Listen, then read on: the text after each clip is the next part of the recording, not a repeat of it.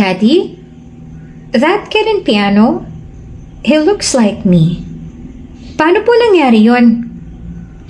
Nagtatakang tanong ni Newton Riley sa kanyang Daddy Brent. Maging si Brent ay hindi rin makapaniwala na ang batang iyon na tumutugtog sa may entablado ay talagang hawig na hawig ng kanyang anak na si Newton. Sa palagay niya ay magkasing edad nga rin ng dalawa na ito dahil halos magkasing tangkad lamang sila. Si Criselda naman ay biglang kinutuban tungkol sa batang yon. Ngunit hindi na lamang niya iyon pinansin at binaliwala na lamang. Anak, ano ka ba? Talagang may ganyan sa mundo. Hindi maiiwasan na magkaroon ka ng kamukha. Tugon naman ni Criselda. Kahit kumbinsihin ng bata ay hindi pa rin maialis sa reaksyon ni Newton na magtaka. Hindi naman kasi ito basta-basta maluloko dahil sa angkin nitong talino. Samantala, malakas naman ang kutob ni Criselda na nasa paligid lamang ang ina ng batang yon. Kaya, pasimple niyang iginala ang kanyang paningin. Hanggang sa tuluyan niya nang makita ang dating kaibigan. At matagal na rin niyang kinalimutan na si Wela. At sigurado siyang siya ang ina ng bata.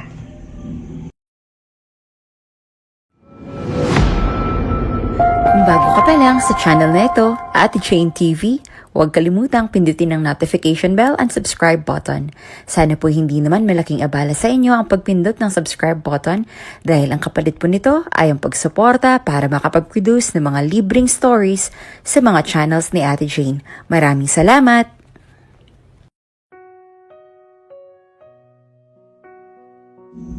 Halos 5 taon ang magkasintahan si Wela at Brent. At ang sabi nga ng iba ay kasal na lamang ang kulang sa kanilang dalawa. Since college ay sila na talaga ang tinutukso sa isa't isa hanggang sa magkatotohanan na nang makatapos na sila. Di, ano kaya kung ikaw naman na magpatingin sa doktor? Kasi wala naman daw akong PCOS at saka healthy naman daw yung matres ko. Try lang natin, Di, para at least pareho tayong nagpatingin. Sambit si Wela sa kanyang nobyo na si Brent. Matagal na kasi nilang binabalak ang magkaanak, ngunit hindi pa rin sila talaga biniyayaan ni Lord. Nag-take na rin si Wela ng kung anumang pills at herbal para lang makabuo, ngunit ayaw talaga. Ayos lang din naman kay Brent ang ideyang yon ni Wela dahil para rin naman sa kanilang dalawa yon at para rin maging fair kung sino talaga ang may problema. Sure, me. Wala namang problema sa akin eh. Para malaman din natin kung ano nga ba talagang dahilan kung bakit hirap na hirap tayo makabuo. I'm willing to do everything. Mabuo lang si baby. Hindi na ako makahintay na magka-baby, me. Sabik na sabi naman ni Brent kay Wela. Sa lahat ng mga kaibigan ni Wela ay si Criselda lamang ang kanyang pinagkakatiwalaan. Since college ay magkaibigan na sila. Maaasahan nga ito sa lahat ng bagay. Kung minsan nga ay nagiging chaperone pa ito ni Wela at Brent sa kanilang date noong mga panahong buhay pa ang daddy ni Wela na sobrang istrikto pagdating sa kanya. Isang araw ay tumawag si Criselda kay Wela. May mga kanya-kanya na silang trabaho pero hindi pa rin nawawala yung closeness at time nila para sa isa't isa. Hello, girl! Bungad ni Criselda sa kabilang linya. Uy, napatawag ka, bakit? Tugon naman ni Wela. Nagki-crave kasi ako ng milk tea eh. Tara, milk tea tayo. Treat ko. Samahan mo lang ako. Sabi ni Criselda. Napatingin naman si Wela sa kanyang relo. May check-up kasi kami ngayong 11 a.m. ni Brent eh. Pwede ba after na lang? Tanong ni Wela. Tumugon naman kaagad si Criselda.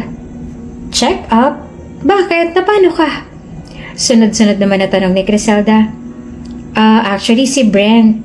Diba nga we're working to have a baby? Gusto lang din namin na ipatingin ngayon yung kondisyon ni Brent. Kung healthy ba dahil baka mamaya ay siya palang may problem. Kaya naisipan namin na magpatingin din ngayon. Paliwanag naman ni Wela kay Criselda. Mabilis lang naman siguro yun ano? Can I join? Para tayong 3 na lang mag-milk tea. Don't worry, treat ko kayong dalawa. Pamimilit naman ni Criselda kay Wela.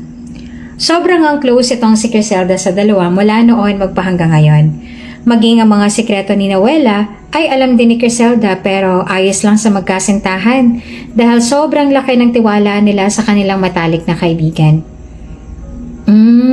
Oo naman, pwede. Sige, I'll tell Brent pero for sure papayag naman yun at saka Wala na rin naman kaming ibang lakad after ng check-up, kaya sige, push na natin yan. Treat mo ha? Sabi pa ni Wella. Sure, mag-aayos lang ako. Sa clinic na ako tatagpo, ha? Okay, sige, see you, bye. Ilang oras ang nakalipas ay nakarating na nga sila sa clinic at saktong si Brent na ang sunod sa pila. Mr. Brent, base po sa naging resulta ng mga tests, nakita ko na may problema ka sa pagpo-produce ng semilya. You have a low sperm production. Nagkatingin na naman si Noel at Brent sa sinabing iyon ng doktor. Dahil hindi pa nila ganoong maintindihan ay muli silang nagtanong sa doktor. Low sperm production? Ano pong ibig sabihin nun? Tanong ni Brent. Ibig sabihin po nun ay bumababa ang sperm count ninyo, kaya ito ang naging dahilan ng pagkabaog o kawalan ng kakayahan ng lalaki na makabuntis. Ang mga posibleng dahilan po ay ang mga pre-existing genetic condition, mga bisyo katulad po ng alak, sigarilyo at droga, or hormone disorders, or pagsusuot ng mga masisikip na underwear. Ito po ang mga kadalasang dahilan kung bakit hindi kayo makabuo at wala po kay misis ang problema. Muling paliwanag pa ng doktor. Tila bigla namang nanghina si Brent. Nakaramdam din siya ng hiya dahil nung una akala talaga nila ay si Wella ang may problema. Pero iyon pala ay siya. Bigla namang nalungkot ang kanyang mukha sa ibinalitang iyon ng doktor. Pero wag po kayong mawawalan ng pag-asa. Marami pa pong paraan para magkaanak kayo. At saka hindi lang naman po kayo ang may ganyang kondisyon. Lakasan lang po ninyo ang loob ninyo at huwag sisisihin ang sarili. Nariyan naman po si Mrs. at siguradong handa kayong damayan. Kung gusto niyo na po talagang magkaanak, may isasuggest po ako sa inyo at iyon po ay ang embryo freezing. Napatingin si Wella sa kanyang nobyo na tila malalim ngayon ang iniisip. Kaya naman siya na lang ang nag-usisa sa doktor. Embryo freezing? Ano po yun? Paano po yun? Tanong ni Wella. Embryo freezing is a technique that can also help preserve future fertility. Using your egg cells, Miss Wella, pwede natin itong i-imbak by extracting it and fertilizing them in the lab. Once the eggs are fertilized, they form embryos after 16 hours. They can then be preserved until both of you decides to conceive. Itong prosesong ito ay para sa mag-asawa na hindi makaproduce ng sperm ang lalaki kesa naman gumamit ng sperm ng iba. Nasa inyo pa rin po ang desisyon, Mr. Brent, Miss Wella. Pero kapag ready na kayo, we can start the procedure as soon as possible. Paliwanag naman ng doktor. Marahil ay ito na nga ang natitira nilang pag-asa. Ang embryo freezing at egg cells ni Wella ang kailangan. Sa sinabing yon ng doktor, hindi muna sila nagbigay ng isang tiyak na kasagutan dahil kailangan pa rin nila iyong pag-isipan at pag-usapan ng maayos. Lalo pa ngayon na hindi pa emotionally stable si Brent dahil sa kanyang nalaman. After ng check-up ay bumalik na muli sa sasakyan at doon naghihintay na si Criselda. Ay, salamat na tapo. Bibiruin pa sana niyang dalawa nang senyasan na kaagad siya ni Wella sabay tingin kay Brent kaya naman gets na kaagad iyon ni Criselda. Ngumiti na lamang siya, tumahimik na lang sa likod. Pagkasakay ng dalawa ay huminga muna ng malalim si Brent at saka tinignan ng refleksyon ni Criselda sa may front mirror. Ano Chris, saan tayo? Balita ko, libre mo raw ah. Nakangiting tanong niya sa dalaga. Sa pakiwari ni Wella ay pilit lamang binabaliwala ni Brent ang kanyang nararamdaman at ayaw nang pakaisipin pa. Oo, sagot ko. Saan niyo ba gusto? Milk tea lang naman kasi ang cravings ko ngayon pero kung may iba pa kayong gusto, go lang. Sagot ko lahat. Wika naman ni Criselda. Para maibsan ang pagkadismaya ni Brent sa kanyang sarili, ay napagpasyahan na lamang niya na idaan na lang ito sa pagkain, kaysa magpakalugmok at mas lalong isipin. Sa isang cafe bar sila nagpunta para maiba na rin silang menu na mau-order. Dito madalas tumambay noon si Wella at Criselda kapag half day lamang sila noon sa klase.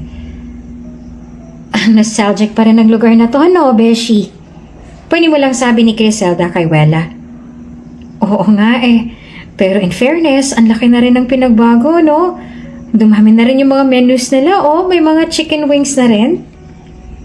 Sagot naman ni Wela. Napatingin naman siya sa kanyang nobyo na tahimik pa rin sa kanyang tabi. Di, huwag mo nang isipin yon, okay? I'm always here. Makakababy pa rin naman tayo, magtiwala lang tayo. I love you. Malambing na sabi ni Wela sabay halik sa mga labi ni Brent. Ngumiti na lang din si Brent at tila naibsan kahit na papaano yung kanyang nararamdaman dahil sa moral support ng kanyang kasintahan. Napatikim naman si Criselda habang nakatingin sa dalawa. May kasama kayo dito ha. Huwag kayong mang-iinggit. Pabiro pa nitong sabi na napatawa si Wela at Brent. Pagka-order nila ay doon na rin nagsimula mag-usisa si Criselda. Wala rin namang maililihim sa kanyang dalawa at malaki naman ang tiwala nila sa kaibigan, kaya naman komportable na silang ikwento ang lahat kahit na ano kay Criselda, kahit pa medyo personal ito. Anyway, baka naman ma-spill dating na naman ang nangyari kanina. I'm your best friend, remember? Panguna ni Criselda. Napatingin naman si Wela kay Brent upang humingi ng hudyat. Tumangulang naman ang binata, hudyat na ayos ang sa kanya na malaman ni Criselda. Kasi Beshi, may problema nga si Brent. Pero may mga ibang ways pa naman para magkabibi kami. At yun ang paplanuhin namin ngayon. Limitado ang tugon ni Wela. Doon pa lang sa sinabi ni Wela ay alam na kaagad niya ang ibig sabihin nito kaya naman hindi na siya nag-usisa pa. Okay. Get it now. Anyway, support naman ako sa inyo ano man ang maging plan at desisyon ninyo. And always remember, be positive, okay? Sabi pa ni Criselda at muli ay nagtawanan na si Wela at Brent. Likas na kwela rin kasi itong si Criselda kaya nga tinawag din siya ng dalawa na clown sa grupo. Masayahin at maingay kaya talagang masarap kasama. Pero magpaganon pa man, sabi nga nila, kahit gaano mo ka-close ang isang tao, kahit gaano ito kabait sa iyong harapan, hindi pa rin may iwasan na dahil sa isang pagkakamali ay magbabago ang inyong pagkakaibigan. Parang kulang ng sauce tong chicken. Wait, magre-request ako sa counter. Tumayo muna sandali si Wela upang humingi ng extra sauce sa my counter. Naiwan naman sa table sina Brent at Criselda. Tahimik lang sila at tila nagpapakiramdaman. Oh, Chris, kuha ka pa. Masarap tong isang to. Sabi pa ni Brent, sabay turo sa may snow cheese chicken flavor. Habang kumukuha ng chicken si Criselda, ang paningin niya ay nakapako pa rin kay Brent. Napansin naman niya ni Brent kaya napatanong siya. Bakit may dumi ba mukha ko? Kunot noong tanong ni Brent kay Criselda. Bahagya namang umiti si Criselda. Wala. Gusto ko lang titigan ka. Matipid, pero makahulugan niya ang sagot. Pasimple namang umisi si Brent at binaliwala na labang ang sinabi niya ng dalaga. Pero sa mga oras na yon, nakaramdam siya ng awkwardness sa pagitan nilang dalawa ni Criselda. Maya-maya pa ay bumalik na rin si Wela sa table nila, dala-dala ang extra sauce na hinihingi niya doon sa my counter. Dio, kumuha na ako ng sauce. Beshi, kuha ka. Sabi naman ni Wela sa kanyang nobyo at sa kanyang best friend. Thank you, me. Tugon naman ni Brent. At nagpatuloy na lamang sila sa pagkain. Grabe, busog na busog ako. Wika ni Criselda habang hinihimas-himas pa ang kanyang tiyan dahil sa sobrang kabusugan. Oo nga grabe ang sarap ng pagkain nila. Ikaw din nabusog ka ba? Bumaling naman ang atensyon ni Wela kay Brent. Oo naman. Busog na busog. Thank you, Chris ha? Sabi pa niya. Ngumiti naman si Criselda. Asus, walang anuman. Kung gusto niyo bukas pa ulit. Sabi niya. Pero seryoso siya. Si Wela naman ang sumagot. Naku, hindi kami pwede bukas diba di? Tanong ni Wela. Bala kasing dalawin ni na Brent ang lola niya sa may Batangas at matagal na rin nila itong plano. Ganun ba? Baka pwede na lang ako sumama. Please, total wala rin naman akong gagawin bukas. And besides, I love Batangas. Gusto kong pumunta doon. Pangungulit naman ni Criselda. Ang totoo kasi si Criselda ay may lihim na pagkagusto kay Brent. Matagal na. Nasa kolehiyo pa lang sila ay may lihim na talagang pagtingin si Criselda sa binata. Pero noong mga panahong iyon ay si Wela na ang nililigawan ni Brent. Sa katunayan, hindi naman talaga sila ganong ka-close ni Wela. Sinadya lamang yung mapalapit sa kaibigan para mapalapit din siya kay Brent. At hanggang ngayon ay dala-dala pa rin ni Criselda ang pakiramdam na yon. Basta, sabihan na lang kita, Beshi, ha? Alam mo na, baka mainip ka. Puro relatives din kasi ni na Brent ang kasama namin dun eh. Basta, sabihan na lang kita. Wika ni Wella. Pinakita na lamang ni Criselda na nauunawaan niya kahit sa loob-loob niya ay inis na siya sa kanyang kaibigang si Wella. Pinakikisamahan na lang niya ito ngunit hindi niya na alam kung hanggang kailan niya ba kakayanin. Hindi niya alam kung kailan siya maghahabol, mapapagod at magiging third wheel sa relasyon ni na Wella at Brent. Okay, fine, Beshi, I understand. Pero basta kapag pwede i-chat mo ako kaagad. Sige, bye na sa inyo. Salamat sa paghatid. Bye, Brent. Ingat sa pagmamaneho. At umalis na rin sina Brent at Wella. Nang sumunod na araw, nag-aayos na nga ng gamit sina Wella at Brent na dadalhin sa Batangas. Bala kasi nilang magstay doon kahit 3 araw lang para mapag-usapan na rin nila ang dapat na gawin sa kanilang planong embryo freezing. Payag na rin naman dito si Brent, kaya kailangan lang nilang planuhin ng mas maayos. Nang sumunod na araw, paalis na sana sina Brent at Wella nang biglang tumawag si Criselda. "Oh, Beshi, napatawag ka." Bungad ni Wella sa kausap sa kabilang linya. Hindi pa man nakakapagsalita si Criselda ay rinig na ni Wella na tila umiiyak ang kaibigan. "Beshi, umiiyak ka ba?" Sa pagkakataong yon ay nag-alala na ang tono ng boses ni Wella. Napatingin naman sa kanya si Brent at napakunot pa ang noo. "Beshi!" Nanginginig pa ang boses ni Criselda dahil sa kakaiyak. "Beshi, huminahon ka. Pupunta kami dyan. Huminahon ka lang. Huwag mong ibababa ang phone. Pupunta na kami dyan." Sa sandaling yon ay wala nang pinalampas na segundo si Wella sa labis na pag-aalala sa kaibigan. Kaya naman niyaya niya na si Brent na puntahan muna si Criselda para malaman na rin nila kung ano nga bang nangyayari dito. Dali-dali naman nagmaneho si Brent patungo sa apartment na tinitira ni Criselda. Halos paliparin na nga niya ang kanyang sasakyan dahil kita niya sa mukha ni Wella na labis na itong nag-aalala sa kanyang kaibigan. Ilang minuto lang nang nakarating na sila sa apartment na kinaroroonan ni Criselda. Hindi naman ito kalayuan kaya naging madali lang ang kanilang biyahe. Dali-daling bumaba si Wella ng sasakyan at mabilis na tinungo ang second floor ng gusali. Nang marating niya na ang 3 pintuan ay doon niya na nadatnan ang landlady at isang gwardya na kausap si Criselda. "Bes!" Nag-aalalang tawag ni Wella sa kanyang kaibigan. Tumayo naman kagad si Criselda at saka nilapitan si Wella at niyakap ito ng mahigpit. "Bes, salamat Bes at dumating ka." Umiiyak na pagsalubong ni Criselda. Ramdam naman ni Wella ang kaba at takot ni Criselda dahil sa dibdib nito. Mabilis ang pintig ng puso. "Ano bang nangyari? Ano pong nangyari dito?" Aligagang tanong ni Wella. Sinamahan muna niya si Criselda upang maupo at hinayaan na pakalmahin ang kaibigan. Kasi ma'am, bigla na lang namin siyang narinig na nagsisisigaw. Tapos parang iba na dahil may naririnig kaming mga nababasag. Nasugatan pa nga po yan sa kamay Paglalahad ng landlady. Tiningnan naman kaagad ni Wella ang kamay ni Criselda at doon ay nakita nga niya na may tila hiwa ito ng isang matulis na bagay.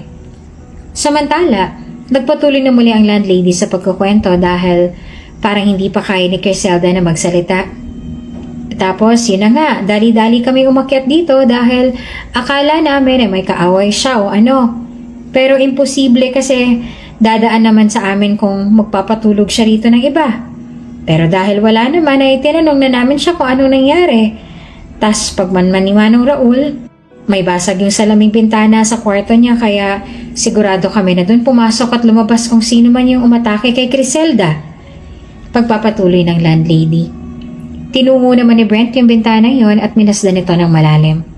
Medyo mababaw nga ang pwedeng kabagsakan ng umatake pero sa isip niya ay paano kaya ito makakaakyat doon?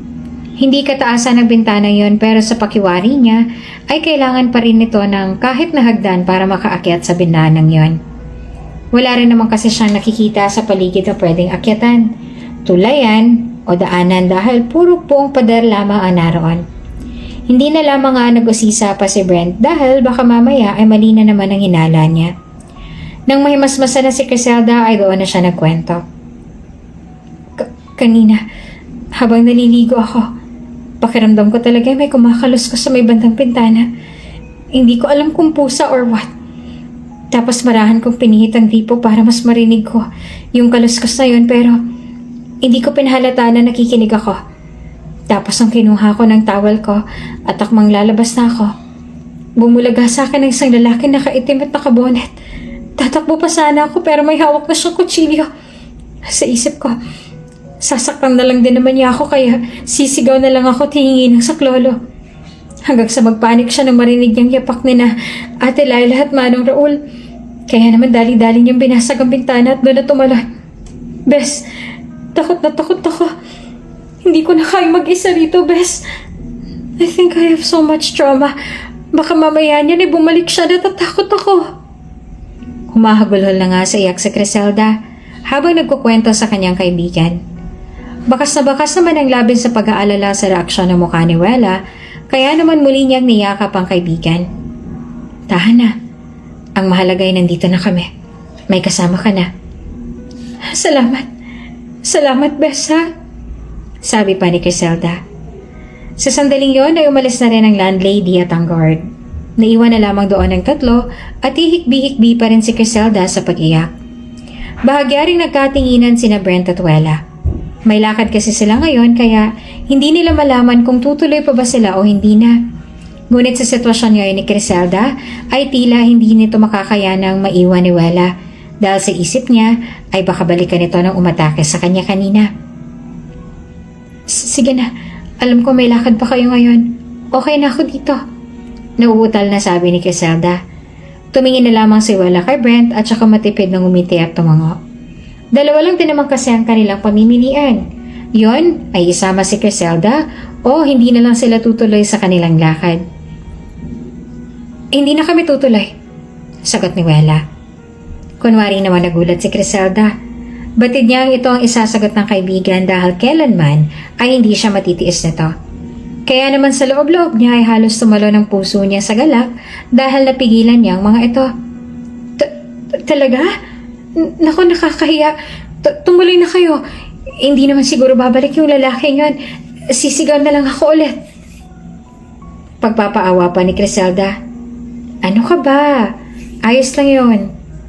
Diba, di? Tanong naman ni Wella kay Brent. Tumangu-tangu naman si Brent tsaka nauutal na sumagot na tila malalim din ang kanyang iniisip.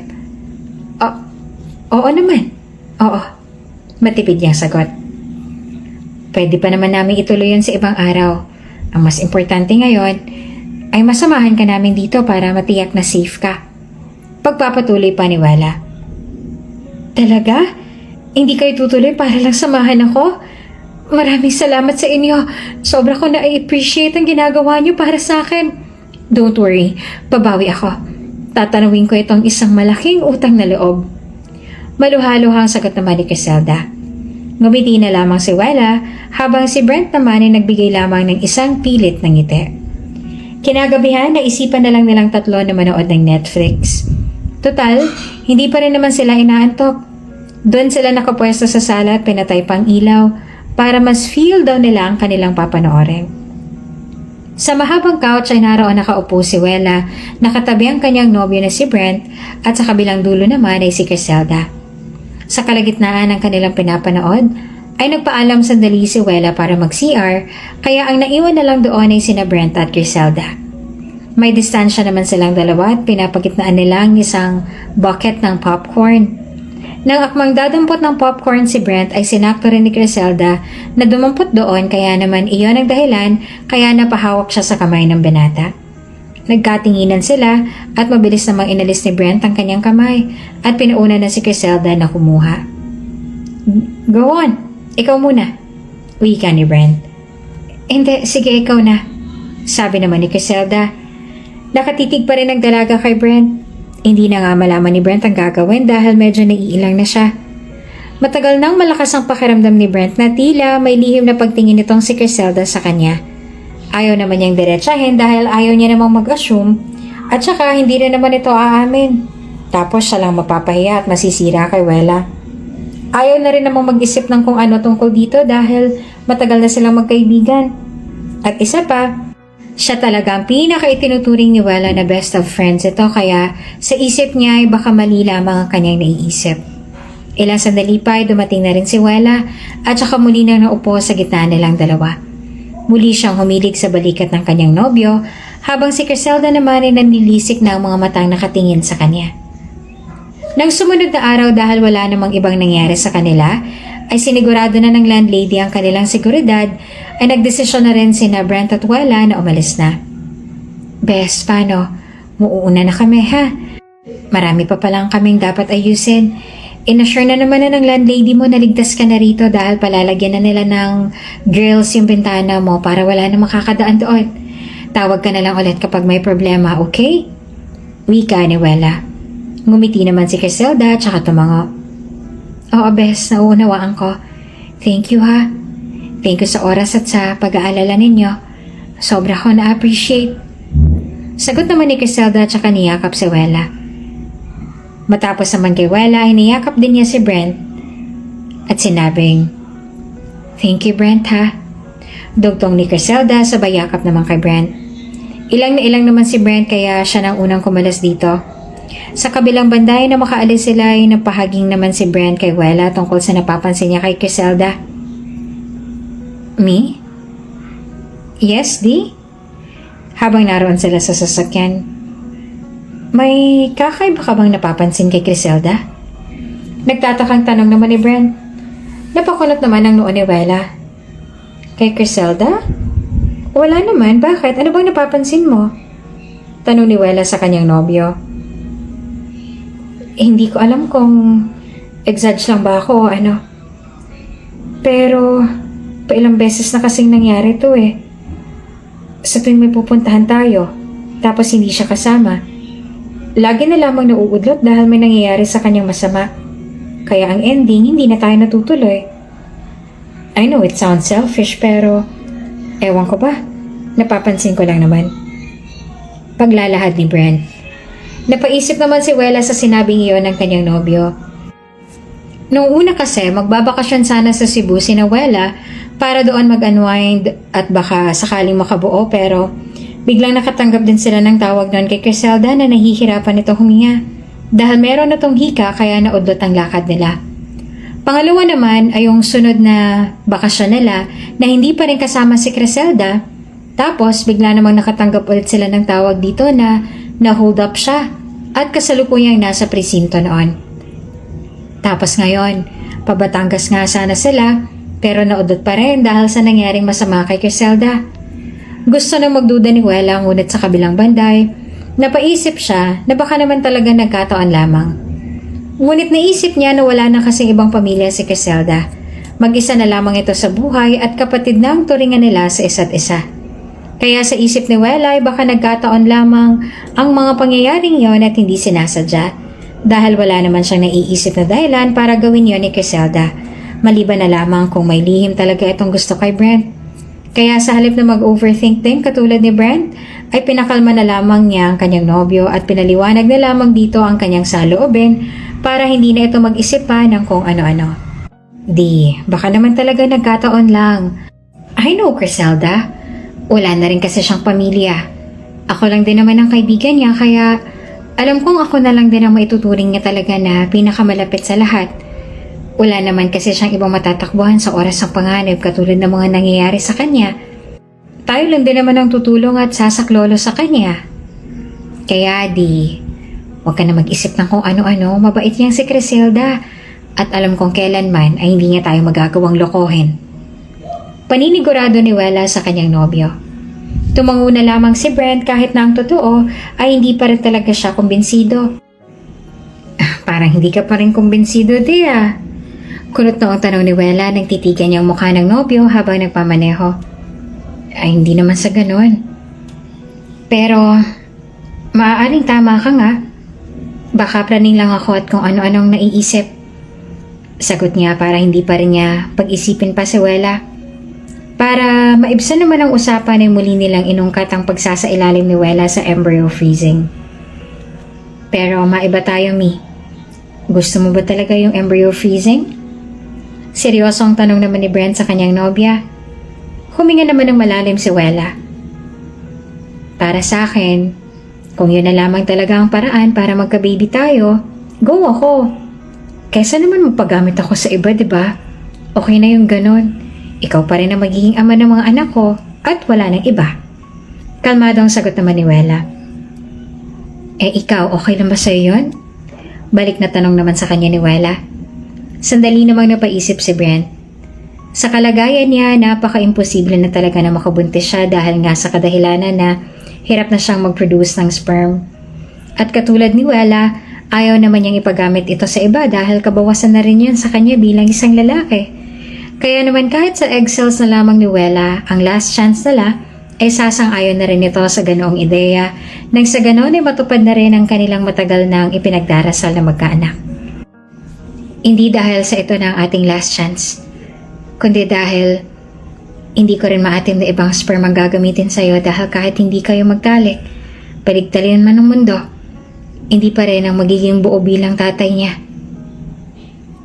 Kaya, pumapayag na ako sa ganong proseso. Alam kong marami kang dapat isaalang-alang dito, lalong-lalo na sa kalusugan mo. Kaya sa bagay na yun ay masusuportahan man lang kita. Buong puso at sinserong sagot naman ni Brent sa kanyang nobya. Tunay na wala talagang perpektong relasyon at pagsasama. Minsan, kumpleto nga kayong pamilya. May mga anak ngunit salat naman sa buhay. May iba naman na nasa kanila na ang lahat. Kakayanang makabuhay ng pamilya, magandang trabaho, ngunit hindi naman magkaroon ng anak. Hindi magkakapareho at hindi pantay-pantay. Iisipin na hindi patas, pero lahat ng yan ay hindi na lamang basta nangyari para wala tayong matutunan. Nangyari yan para matuto at malaman na hindi lahat ng meron kay meron sila, at hindi lahat ng meron sila ay dapat meron ka rin. Kanya-kanya lamang desisyon sa buhay yan kung paano nyo haharapin at idesisyonan. Nasa mag-asawa na yon na magkasindahan kung pipiliin nilang magpakatatag o susupo na lamang. Kung tunay na nagmamahalan ng dalawang tao, walang pagsubok ang hindi nila kayang harapin. Walang kakulangan ang hindi nila kayang buuin nang hindi hinahanap sa iba. Walang imperfection ang hindi kayang gawing perpekto sa pamamagitan ng pagmamahal. Dahil ang dalawang tunay na nag-iibigan anumang unos ang dumating sa kanilang relasyon, kung mahal niyo talaga ang isa't isa, hindi kayo magpapatipag at magpapatalo sa pagsubok na iyon. Because love is not all about good things or happy moments. But love is also about challenges and imperfections that will test your love for each other. Dadating ang pagkakataon na talagang susubukin ng tadhana ang pagsasama ninyo at doon masusubok kung hanggang saan ang pagmamahal at pagtitiwala ninyo sa isa't isa. Nung sumunod na araw ay nagtungo na sina Brent at Wela sa doktor upang isagawa ng proseso ng embryo freezing. Naging matagal ang proseso iyon at maraming isinagawa. Alam din ito ni Criselda dahil wala namang maililihim sa kanya si Wela. Matapos ang naging procedure ay in-advise muna ng doktor na maghintay muna ng ilang araw bago tuluyan na sumailalim sa injection para mabuntis na si Wela. Hindi lang iisang egg cells doon dahil maaaring hindi yun mabuo sa isang turukan lamang kaya marami pang egg cells na nakaimbak doon kung sakaling hindi ka agad magtagumpay sa isang turukan. Bes, kamusta? Successful ba? Sabik na tanong ni Criselda kay Wela. Kahit ang totoo niyan sa loob-loob nito ay hindi siya masaya na tuluyan ng magkakaanak sina Brent at Wela. Hindi pa na ituturok sa akin Kailangan pa namin maghintay ng ilang panglinggo hanggang sa maging active na yung egg cells ko. May reserba pa naman kaya sure na kapag hindi ka agad gumana ang unang turukan ay may mga extra pa. Sagot naman ni Wela. Naroon siya kina Criselda para tumambay muna. Nagpaalam naman siya kay Brent at pinayagan din naman siya dito dahil may inaasikaso pa rin siya sa trabaho. Sa pagkakataong ito, tila aburido na ang isip nitong si Criselda. Kailangan niya nang mag-isip ng paraan para pigilan ang pagbubuntis ni Wela. Kapag nangyari yun ay siguradong tuluyan na siyang mawawala ng pag-asa kay Brent. Kaya naman ngayon, nadesidido na at desperada na siya, ang naiisip na lang niya ay ang paraan na sirain ng imahe ni Wela sa binata. Sa mga oras na yon ay niyaya ni Criselda si Wela na mag-hangout lang sila at sila lamang at hindi kasama si Brent. Celebration lang daw bago tuluyang iwanan ni Wela ang pagiging single at maging isang ganap na ina na. Bes, tara, mag-bar tayo. Sabik na yaya ni Criselda kay Wela. Nagbabar naman si Wella noon pero ngayon ay madalang na siyang pumunta sa ganoong klaseng lugar nang hindi kasama si Brent. Pasa ko, Bes. Alam mo na, hindi papayag si Brent kapag hindi siya kasama. Sa susunod na lang, kapag kasama na siya. Pagtanggi naman ni Wella. Nagpatuloy naman si Criselda sa kanyang pangungulit dahil sa kailangan niyang maisakatuparan ng kanyang maitim na pinaplano. Sige na, Bes. Celebrate lang natin na magiging mommy ka na. At for sure, hindi na katagaan ang mahahagilap noon at mamimiss kita. Ngayon lang naman eh. At saka hindi naman magagalit si Brent dahil ako naman ang kasama mo kaya sige na. Halika na. Minsan lang eh. Dahil makulit nga si Criselda at magaling mangonsensya ay sumama na rin siya pero nagpaalam muna siya kay Brent at pumayag naman ito kaagad. Basta ang kondisyon niya ay laging mag-update ito sa kanya at hanggang maaari ay iwasan ng alak. Nang makarating na sila sa bar ay tila tamad naman si Wella at si Criselda na lamang ang nag-i-enjoy. Grabe na-miss ko to! Sigaw ni Criselda na pasayaw-sayaw pa. Napatingin naman siya kay Wella. Uy, bakit ba ganyan ang mukha mo? Umiti ka naman. Halika, doon tayo. Magpapakalasing tayo ngayong gabi. Ha? Anong lasing? Hindi ako pwedeng mag-inom, Chris. Baka mamaya tumawag ng doktor. Dapat healthy ako. Malakas niyang sabi habang hila-hila ni Criselda ang kamay niya patungo sa may bar area. Huwag kang ang KJ. Pwede ka namang uminom ng sterilized at saka ngayon lang naman to. Dahil bukas, magbabago na ang lahat. Makahulog ang sabi ni Criselda sabay tingin kay Wella. Naku, pasaway ka talaga. 1 bottle lang ha. Lagot talaga ako nito kay Brent. Wala na rin nagawa si Wella kundi pagbigyan ng pangungulit ng kaibigan. Habang abala naman sa panonood si Wella sa mga partygoers na naroon sa center stage, ay sinamantala naman ni Criselda ang pagkakataon. Pasimple niyang kinuha sa kanyang bagang isang pill na uri ng drugs na pampahay at pampataas ng tolerance sa pakikipagtalik. Nang magtagumpay iyon na ilagay ni Criselda sa bote na iniinuman ni Wella, ay inabot niya na ito sa kanya. Cheers, Wella!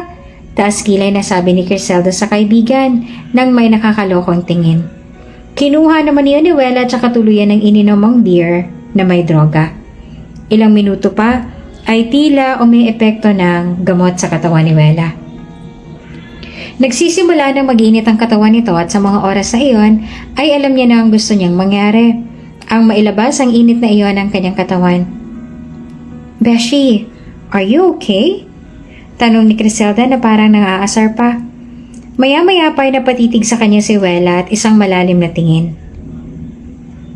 Chris, I don't know why pero I badly need someone right now. Nauutal na sabi ni Wella na napapakagat pa sa kanyang labi. Hindi nga ito mapakali at tila parang isang ikitikiti na panayang haplos sa kanyang katawan.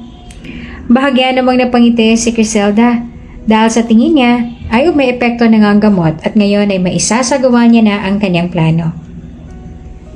Ano bang nangyayari sa'yo, Bes? Okay ka lang ba? What do you want? Tanong ni Criselda. I need to go home. I think I need Brent right now. Please take me home. Sabi ni Wella sa nangihinang boses. Napatingin naman si Criselda sa isang lalaki na nakaupo sa may couch na malagkit na nakatingin kay Wella. Ngayon, naisip ni Criselda na kung siya bahay ng lalaki yon para magamit si Wella. Hindi pa tayo pwedeng umuwi dahil wala pa tayo sa exciting part. Magsisimula pa lang ang gabing to. Wella.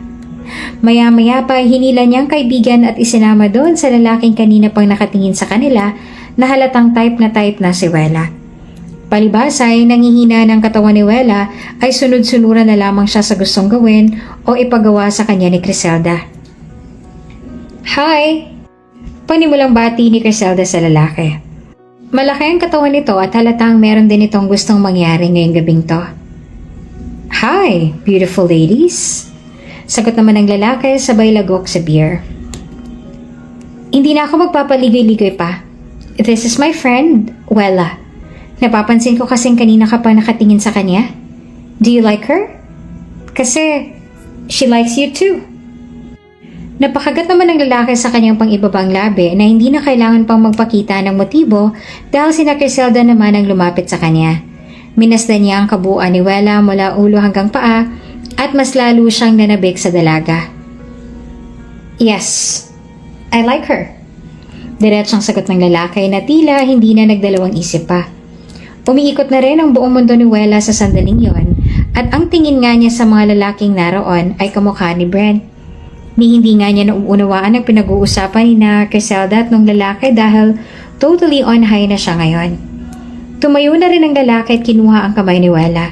Sa pakiwari pa ng lalaki ay lasing lamang si Wela dahil sa pawala-wala nitong balanse. Pero ang totoo ay hindi pa nga nito nauubos ang isang bote niyang beer. At ang nararanasan lamang ngayon ng babae ay ang epekto ng gamot na nilagay doon ni Criselda. Pagtingin ni Wela sa lalaki, walang ano-anong sinumgaban niya kaagad ang mga labi ng lalaki at walang pakundangang hinalikan nito sa kanyang mga labi. Hindi na iyon kinagulat ni Criselda dahil iyon naman talaga ang gusto niyang makita at mangyari. Tila sabik na sabik at uhaw na uhaw sa halik si Wela. Hindi niya mapigilan na makontrol ang sarili. Hindi pa nga ito nakontento at itinulak pa niya ang lalaki sa may couch at doon ay tinuloy ang kanilang walang humpay na paghahalikan. Habang ang dalawa naman ay abala sa paghahalikan, kinuha naman ni Criselda ang kanyang phone at saka kinuhanan sila ng litrato at pinidyohan ng may nakakalokong mga ngisi. Ito na katapusan mo, Wela. Tapos na ang pagiging good girlfriend mo kay Brent. Dahil simula ngayong gabi, ay ako nang magpapatuloy ng nasimulan mo. You don't deserve him. Ako lang may karapatan sa kanya. Ako lang ang dapat na mapangasawa niya. At ako lang ang dapat maging ina ng mga magiging anak niya. At sisiguraduhin kong simula ngayong gabi ay isusumpa ka niya at kakamuhian. Tapos ang mga maliligayang araw mo. Mahinang sambit ni Criselda sa kanyang sarili habang patuloy na binibidyohan ng dalawa na patuloy sa paglalampungan. Hindi pa nga nakontento si Wela at siya pa talagang naunang pumatang sa lalaki at saka muli itong hinalikan. Sa sandaling yon ay dumistansya na ng kaunti si Criselda para tawagan si Brent. Brent? Sabi ni Criselda nang sagutin ni Brent ang kanyang tawag. Oh, Chris, si Wela. Hindi siya sumasagot sa mga tawag ko. Sagot naman ni Brent. He's with his boyfriend, sabi ni Criselda. Nagpapahinga nun si Brent na kagagaling lang ng trabaho nang mapabalikwas siya sa sinabi ni Criselda sa kanya. Ano? Anong sinasabi mo? Nagtatakang tanong ni Brent. Sorry, Brent. Sorry kung tinago ko. Hindi lang ikaw ang boyfriend niya. She told me not to. Shut up! Criselda, nasan siya? Galit na tanong ni Brent. Nang sabihin ni Criselda kung saang bar ay kaagad na pumunta roon si Brent. Dala-dala ang kanyang matinding galit. Malapit lang ang bar na iyon sa kanyang kinaroroonan kaya naman mabilis siyang narating ang bar na kinaroroonan ni Wela at Criselda. Sa pagkakataong iyon ay nakalipat na sa sasakyan si Wela at ang lalaki at naiwan naman sa may bar si Criselda na nagpakunwaring umiiyak at nag-aalala. Criselda, where's Wela? Tanong ni Brent na galit. Hindi na nga nito nagawa pang magpalit ng damit at board shorts dahil sa gusto niya na kaagad na puntahan ng kanyang nobya. Tumayo naman si Criselda at saka tuluyan ng tumulo ang mga luha at yumakap kay Brent. Mabilis namang kumalas ang binata dahil si Wela ang gusto niyang makita ngayon. Nasaan si Wela, Criselda? Huwag mo na nga akong paligoy-ligoyin pa. Nanlilisik at namumula na ang mga mata nito sa galit.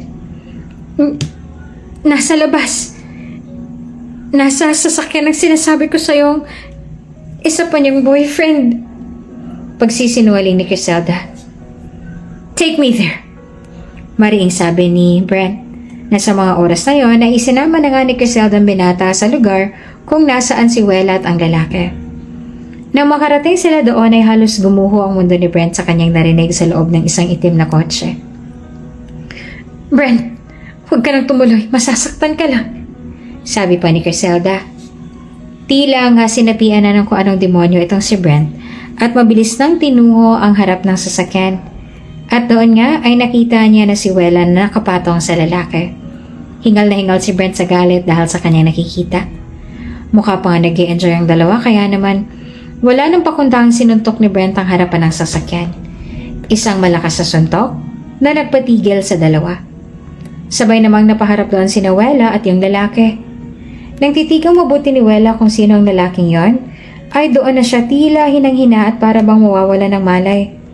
Galit na galit naman ang lalaki na bumaba ng sasakyan at saka sinugod si Brent, habang si Wella ay naiwan doon sa loob na hindi pa rin alam ang nangyayari. Hoy! Gago ka! Anong problema mo? Galit na sabi ng lalaki kay Brent. Sinugod naman siya ni Brent tsaka kinwelyuhan. Ikaw ang sino? Ang kapal ng mukha mong tanungin ako? Girlfriend ko yung binababoy mo? Sabi ni Brent. Habang si Criselda naman ay pilit pa rin na inaawat ang dalawa. Tama na, Brent. Halika na. Malakas na sabi ni Criselda na feeling concerned. Ngumisi naman ang lalaki at niyabangan pa ng tingin si Brent. Girlfriend? Girlfriend ko rin siya eh. At wala akong pakialam kung ikaw man ang nauna. Dahil hindi naman itong unang beses na nakuha ko siya. At sigurado akong hindi na siya babalik sa'yo. Dahil balita ako, baog ka raw. Pangiinis pa ng lalaki. Sa pagkakataong yon ay tuluyan na siyang sinapak ni Brent, pero nakatayo naman kaagad ang lalaki tsaka binanatan din si Brent. Wala na siyang pakialam sa'yo dahil kung mahal ka niya, dapat lumabas na siya riyan sa sasakyan ko at inawat na tayo at sumama na sa'yo. Pero ayaw niya na. Actually, makikipaghiwalay na talaga dapat siya sa'yo kung di mo lang kami inistorbo kanina. Wala kang kwentang lalaki kaya huwag ka nang umasang may magmamahal pa sa'yo dahil hindi ka makakabuntis pa kailanman. Hayop ka! Pagbabayaran mo to!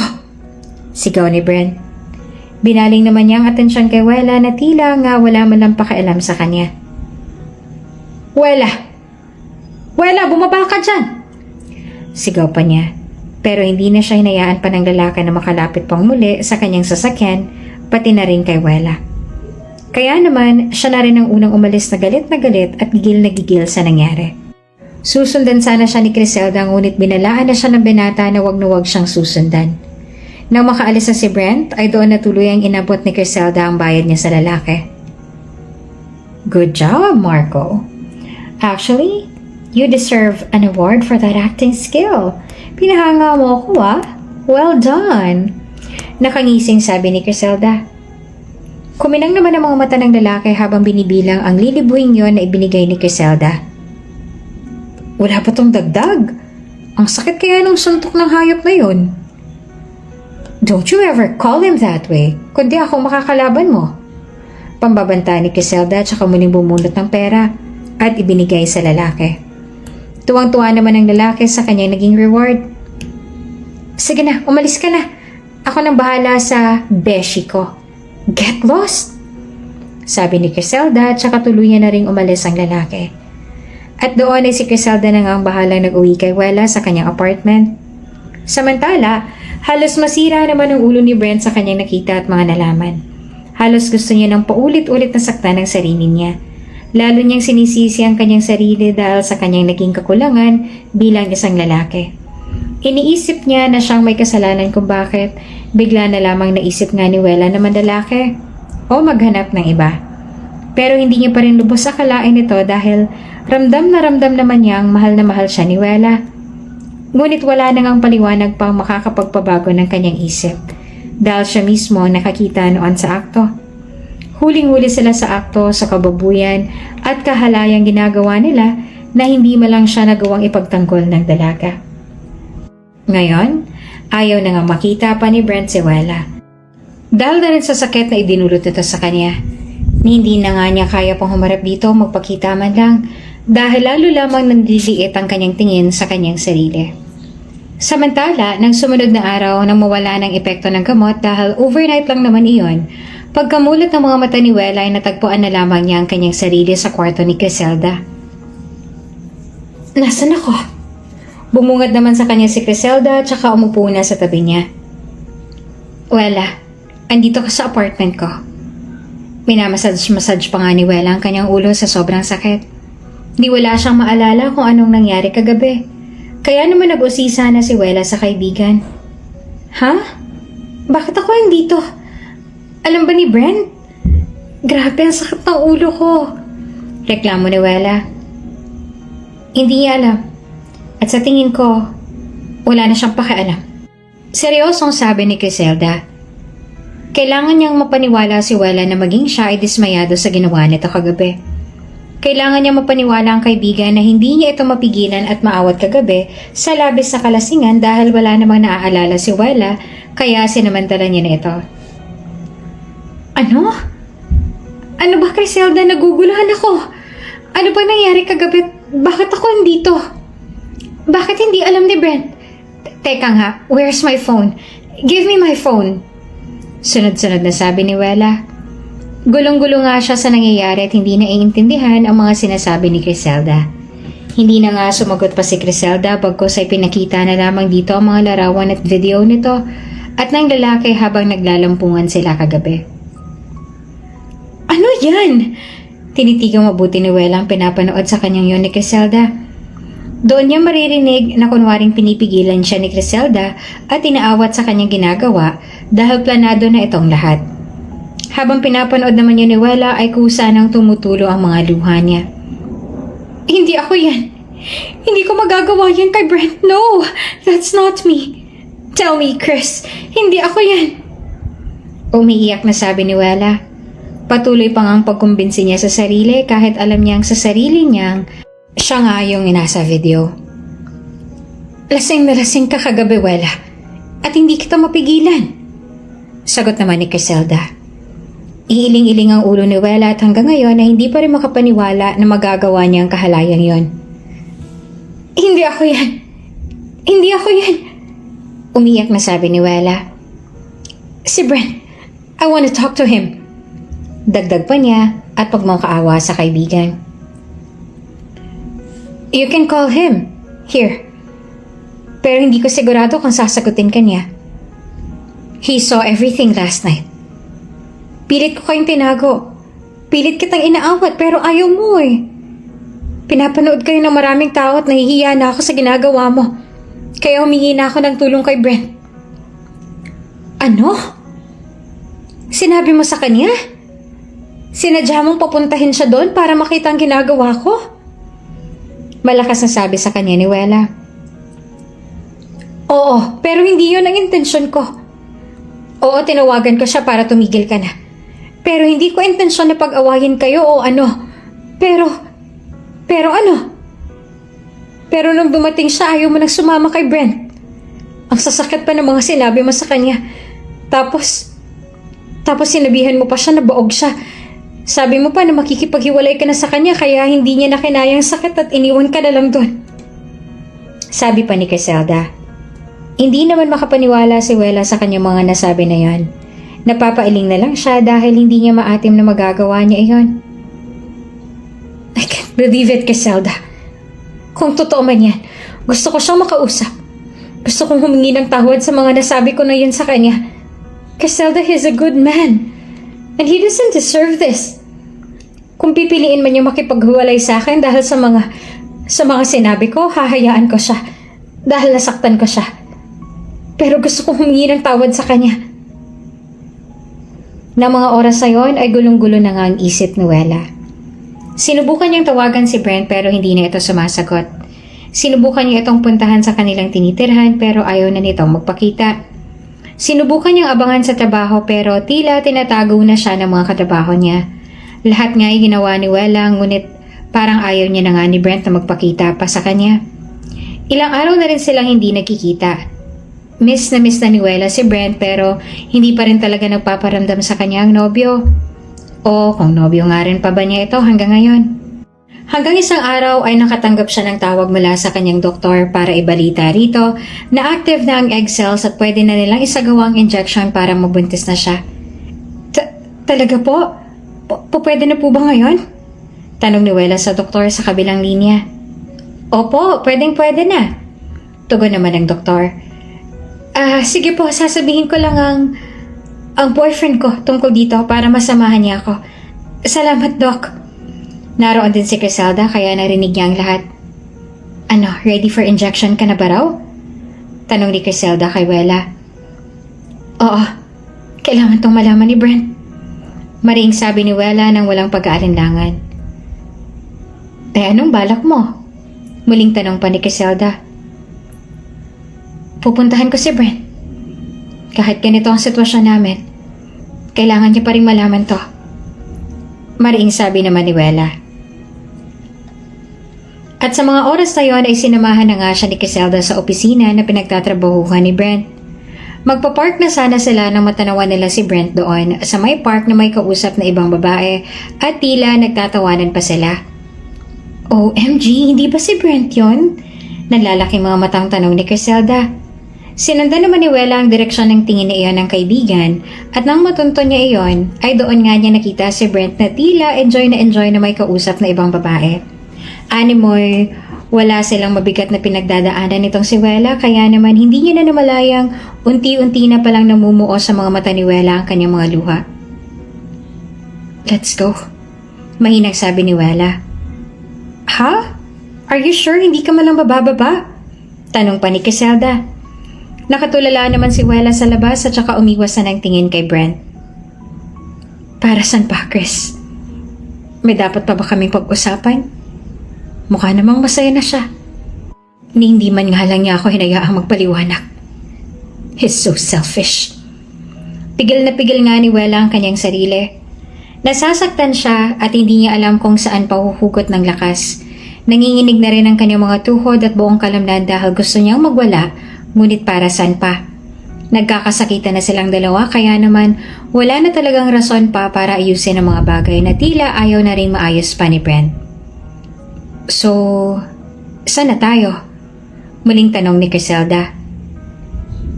Tutuloy ako. Dalhin mo ako sa klinik ni doktora. Pero hindi ka pa emotionally stable. Kung kinakailangan ko doon ako magpalipas ng araw para lang maging stable ako, gagawin ko. Mas lalo lang ako hindi magiging stable dito sa labas. Tumango na lamang si Criselda at sinunod na lamang ang pinag-uutos ng kanyang kaibigan. Sa loob-loob nga ni Criselda ay tila nagdidiwang na siya dahil tila nakikisama na sa kanya ang pagkakataon. Nagkataon talagang may iba pang kausap si Brent kaya naman lalong nasaktan si Wella. Samantala, pagkaalis naman ng sasakyan ni na Criselda ay napatingin naman doon si Brent. Napakunot ang kanyang noo dahil sa tingin niya ay parang kay Criselda ang sasakyan na yon. Anyway Brent, mauna na ako ha. Punta ka sa kasal ko. Isama mo ang girlfriend mo, okay? Aasahan ka namin, bye! Sabi ng kausap ni Brent sa kanya. Sige, best wishes Lucy ha, ingat ka. Tugon naman ni Brent at tuluyan na ring umalis ang babae at ang babae pala na iyon ay ang kaibigan nila noong college na si Lucy. Sa kabilang banda, nagtungo na nga si Wella at Criselda sa ospital na sinasabi ng doktor kung saan isasagawa ang procedure. Walang kaide-ideya si Brent na sasailalim na si Wella dahil hanggang ngayon ay masama pa rin ang kanyang loob sa babae at wala siyang lakas ng loob na humarap dito. Sa ospital nang maisagawa ng lahat ay sa wakas ready na for injection si Wella. Habang si Criselda naman ay may masama pa rin palang binabalak. May kinausap siyang isang nurse at binayaran nito upang ang natitirang egg cell ay sa kanya maiturok. Kaya habang tinuturokan si Wella, ay naituturok na rin kay Criselda ang isa. Makalipas ang ilang linggo matapos silang maturukan ay doon na sila nakaramdam ng pagbabago. Umepekto na nga kay Wella ang injection at ganoon din kay Criselda. Bes, buntis na ako. Success yung procedure. Masayang sabi ni Wella. Nagkunwari namang masaya si Criselda para sa kanya. Niyakap siya ng mahigpit ni Wella na siya ka napaluha. Mas naging emosyonal nga siya ngayon dahil sa nagdadalang tao na siya. Kinagabihan naman ay nakipagkita si Criselda kay Brent para naman sa isang kasinungalingan. Bakit gusto mo ako makausap? Seryosong tanong ni Brent kay Criselda. Nasa loob sila ng sasakyan ni Brent at doon nag-uusap. Bahagya namang napatawa si Criselda. Ang lakas ka naman pala sa'yo. Isang tawag ko lang. Huwag mo na nga akong paligoy-ligoyin pa, Criselda. Anong kailangan mo? Subladong tanong pa ni Brent na tila hindi talaga interesado ang binata. Okay, hindi na ako magpapaligoy-ligoy pa. Buntis na si Wella. Natigilan naman si Brent tsaka marahang tumingin kay Criselda. Kanino? Sa lalaki niya? Taas kilay na tanong ni Brent. Nope. Itinuloy niya ang procedure. Pero, nang mapagtanto niyang mali ang ginawa niya dahil wala na siyang nararamdaman sa'yo, pinalaglag niya ang baby. Nadugo pa lang naman. Mas gusto na kasi niyang gawin ng natural ang kanyang pagbubuntis. Yung pinaghirapan at hindi itinurok lamang.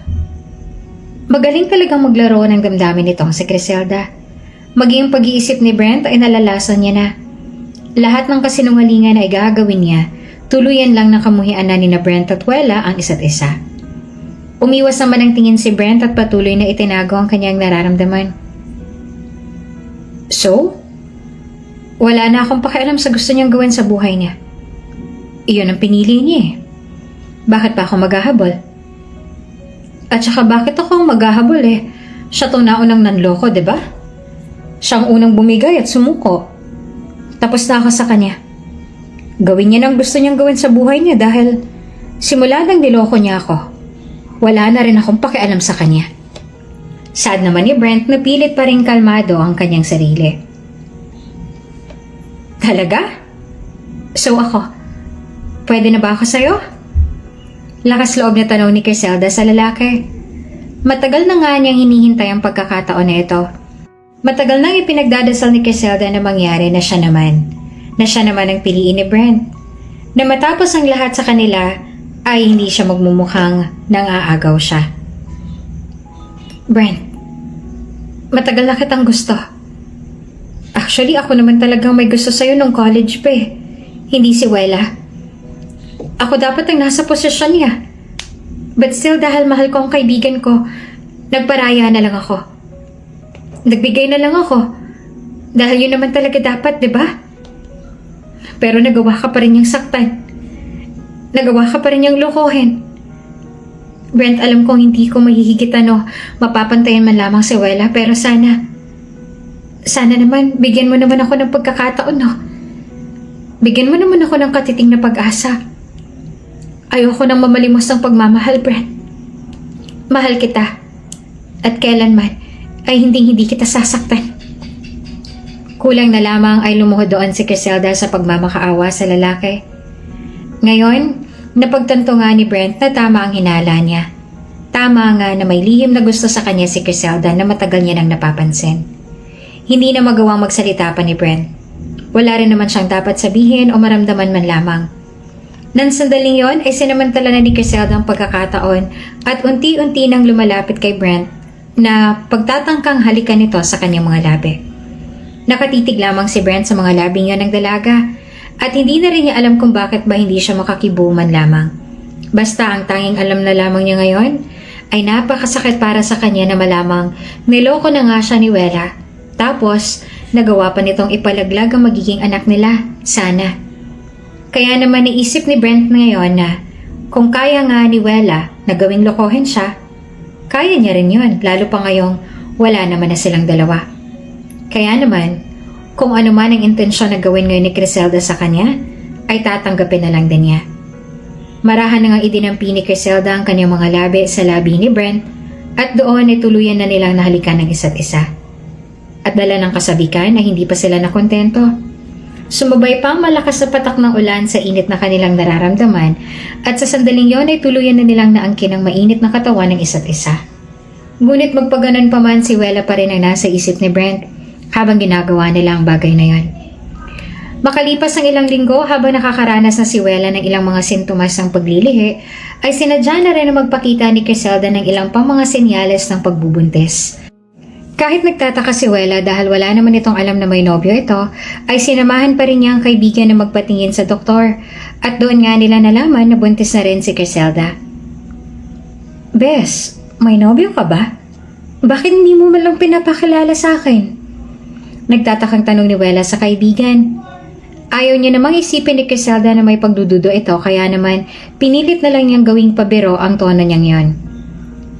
Pero seryoso pa rin ang mukha ni Criselda. Parang may gusto itong sabihin at ipagtapat sa kaibigan. Bes, I have something to tell you. Nauutal pang panimula ni Criselda kay Wella. Sa sandaling yon, ay tuluyan ang nakaramdam ng pagkabog ng dibdib si Wella. Ano man ang sasabihin nito ay parang makakaapekto na sa kanilang pagkakaibigang dalawa. Parang kinakabahan ako Masyado kayatang seryoso. Tungkol ba saan, Bes? Nagtatakang tanong ni Wella sa kanyang kaibigan. Hinawakan ni Criselda ang kamay ng kanyang kaibigan at saka tinitigan ito ng diretso sa kanyang mga mata.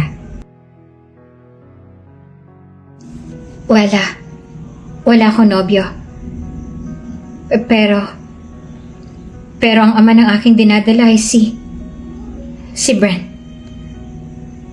Sorry, pero may nangyari sa amin ni Brent. Lakas loob na pagtatapat ni Criselda. Hindi naman agad naniwala si Wella sa kanya at mabilis niyang inalis ang kanyang kamay sa pagkakahawak na iyon ni Criselda. Ang daming naglalaro ngayon sa utak ni Wella. Sa sobrang dami, parang gusto niya nang bumigay. Hindi niya alam kung trinidor ba siya ni Criselda pero hindi naman ito gagawa ng gano'n kung hindi nagpakita ng motibo si Brent. Kilala niya si Criselda at alam niyang hindi ito magagawa sa kanya ng kaibigan intentionally. Ilang segundo rin hindi nakasagot si Wella at nakatitig lamang sa dalaga. Chris, don't make fun of me. Alam kong hindi mo magagawa yun, diba? Totoo ka naman sa akin, diba? Kapatid na nga ang turingan natin, diba? At ang magkapatid hindi dapat nag-aahasan. Hindi mo naman magagawa yun sa akin, diba? Kumikislap ang mga mata ni Wella dahil sa mga luhang unti-unti nang namumuo rito. Totoo man o hindi, nasaktan siya dahil sa inamin yun ni Criselda. Nasaktan siya dahil kahit ilang linggo na silang hindi nag-uusap ni Brent. Kahit na ayaw niya talaga siyang kausapin, nasasaktan pa rin siya dahil mahal pa rin niya ang kanyang nobyo. At hindi umaasa pa rin siya na magiging maayos pa rin sa kanila ang lahat. Pero ngayon sa sinabi ni Criselda ay tila ba naging malabo ng lahat na mangyari. Dahil buntis na si Criselda at dinadala niya na ang anak ni Brent. Ayaw man niyang maniwala doon dahil sa sinabi ng doktor na hindi na makakabuntis pa si Brent ay hindi na malayo yon kung nagkaroon na ng himala. I'm telling the truth, Wella. Buntis ako. At si Brent ang ama. Akala ko ba paog siya? Bakit niya ako nabuntis? Maybe sa akin talaga siguro nakalaan ng sperm niya at hindi sa'yo. Hindi ka pa rin ba naniniwala? Gusto mo bang ikwento ko pa isa-isa kung anong ginawa namin? Kung saan kami nagsimula? Sinong unang humalik? Sino ang... Tama na! Tama na, Criselda! Tama na! Ikaw man o siya ang nauna? Sinaktan niyo pa rin ako. Paano niyo nagawa sa akin to? Tuluyan na ngang umiyak si Wella. Oh, come on, Wella. Nasasaktan ka? Baka nakakalimutan mo, ikaw ang unang nanakit kay Brent. Ngayon iniisip mo na inahas ko sa'yo si Brent? Pues, diyan ka nagkakamali. Dahil first of all, wala na kayo. Diba? Wala na kayo. Sinaktan mo siya, diba? Kaya huwag mong ipapamukha sa akin na sinaktan kita. Na sinaktan ka namin. Kasalanan ko bang magmahal? Pigil-pigil din ni Criselda ang kanyang mga luha. Kailangan niyang tatagan ng kanyang sarili at huwag papaapekto sa kanyang nararamdaman. Ngayon, tila matatapos na rin naman ang kanilang pagkakaibigan. Ilulubusin na ni Criselda ang sandaling to para mag-iwan ng matinding sakit sa puso ni Wella. You like him? You like him, huh, Criselda? Kailan pa? Kailan ka pa nagsisinungaling sa akin? Wella, wag mo nga akong tutunuhan ng ganyan. Dahil in the first place, ako naman talaga ang gusto ni Brent at hindi ikaw. Umepal ka lang naman eh. Umepal ka kaya nawalang atensyon niya sa akin. At kung may mga agaw man dito, walang iba yon, kundi ikaw. Ikaw, Wella. Tumaas ang boses ni Criselda at nanilisik ng mga mata sa galit. Galit na galit siya kay Wella noon pa man. Sinadya lamang niyang pakisamahan ito dahil sa planong dumating ang araw na ito na mapaghihiwalay niya ang mga ito nang wala silang kamalay-malay. So, you like him na? Siguro. Siguro binalak mo talagang lahat ng tono. Binalak mo na magkasira kami para lang masulot mo siya. Tama? Umamin ka. Tumawa ng malakas si Criselda. Wala, alam ko naging masama akong kaibigan. At wala akong pakialam doon. Maging yung mga pagmamalasakit ko sa'yo noon, hindi yun tunay. At yung pagtawag ko sa'yo ng Beshi, kalukuhan lamang yun. Dahil ang totoo, wala akong kaibigan. May isa sa inyo hindi ko tinuring na kaibigan. Pero yung ginawa mo ng gabing yon, dahilan kung bakit ka iniwan ni Brent. Kagagawan mo yon. At huwag mong ibuntod sa akin ang kagagahang ginawa mo. At saka, ano ba namang masama sa ginawa ko? Kinomfort ko lang naman siya kasi nalulungkot siya. Enough! Malakas na sigaw ni Wella. I'm done with you. Hindi ko akalaing sa kabila ng pagmamalasakit ko sa'yo, na halos ikaw laging inuuna ko kaysa kay Brent, na halos ikaw laging pinapaniwalaan ko kaysa kay Brent, nagawa mo pa rin sa akin to. Hindi ko alam kung anong masamang pinakita o nagawa ko sa'yo. But one thing is for sure. I will definitely forget you. But I will never forget the pain you gave to me. Umiiyak na sabi ni Wella. Tatalikod na sana siya nang muli siyang nagpahabol ng salita. And one more thing. Thank you for taking care of him. Sana hindi mangyari sa'yo ang mga ginawa mong to sa akin ngayon. At tuluyan na rin umalis si Wella, dala-dala ang sakit na kanyang nararamdaman. Habang si Criselda naman ay matalim pa rin nakatitig sa direksyon na nilakaran ni Wella hanggang sa tuluyan ang maglaho sa kanyang paningin ng kaibigan. Hindi naman niya namamalaya na umaagos na rin pala ang kanyang mga luha. Buong akala ni Criselda ay hindi siya masasaktan. Buong akala niya ay magiging madali lang para sa kanyang lahat. Pero, lahat pala ng yon ay akala lamang niya. Lalo pa siguro kung inamin niya lahat kay Wella na siyang tunay na may kagagawa ng lahat, baka lalo na siyang kinamuhian nito. Dahil sa sobra ng sakit na nararamdaman ni Wella, naisipan na lamang niya na bumalik sa kanilang probinsya at doon na lamang mamalagi at ituloy ang kanyang pagbubuntis.